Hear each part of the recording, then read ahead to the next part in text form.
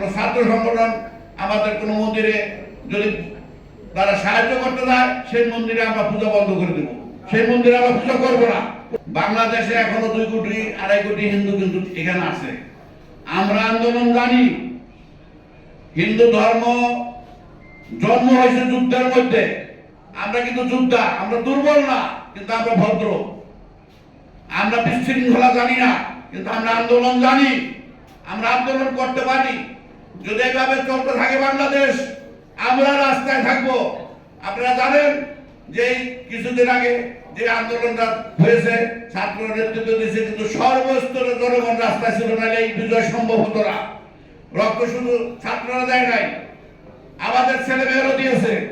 আমি আরেকটা সংগঠন করি, আমার সেই সংগঠনের আমার চারটা ছেলে গুলি খেয়েছে, একজন মারা গেছে, 3 জন এখন ঢাকা মেডিকেলে এখনো চিকিৎসাধীন আছে। কাজে আন্দোলন আমরাও করেছি, কিন্তু আমরা এই বাংলাদেশ দেখতে চাই নাই যে স্বাধীনতার 54 বছর পর মন্দির পাহারা দিবে আরেকটা ছাত্র সংগঠন। এই পূজা আমরা করবো না, এই পূজা আমরা কোনোভাবে করতে পারি না। মন্দির যদি পাহারা দিতে হয়, প্রশাসন পাহারা দিবে। আমরা না দিয়ে না যায়, আমরা পূজা করতে পারলে করবো, না হলে না করবো। কোনো ছাত্র সংগঠন এসে আমাদের মন্দির পাহারা দিবে, আমরা সেখানে পূজা করবো, আরাধনা করবো। আমরা সেই হিন্দু না, আমরা দুর্বল হিন্দু না। আমরা হিন্দুরা অত্যন্ত শক্তিশালী, কিন্তু আমরা সেই পথে যাচ্ছি না। কিন্তু আমাদের যদি এইভাবে চলতে থাকে, আমরা রাজপথে থাকবো, রাজপথে রক্ত দিব, কিন্তু আমাদের দাবি আমরা প্রতিষ্ঠাতা করবো এবং করে ছাড়বো।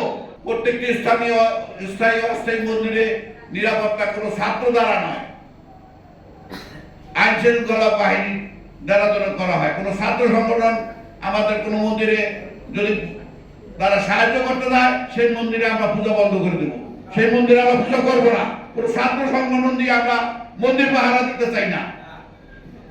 সংখ্যালঘু সুরক্ষা আইন কমিশন, এই আন্দোলন আমরা করে যাচ্ছি, সেই জন্মরথীটা আপনারা সেটার কালের সাক্ষী, সাংবাদিক ভাই বোনেরা কালের সাক্ষী যে আমরা এই সংখ্যালঘু আইন, সেটা যেটা ভারতে আছে, পাকিস্তানের মতো জায়গায় সেখানে সংখ্যালঘু আইন আছে, কিন্তু বাংলাদেশে নাই।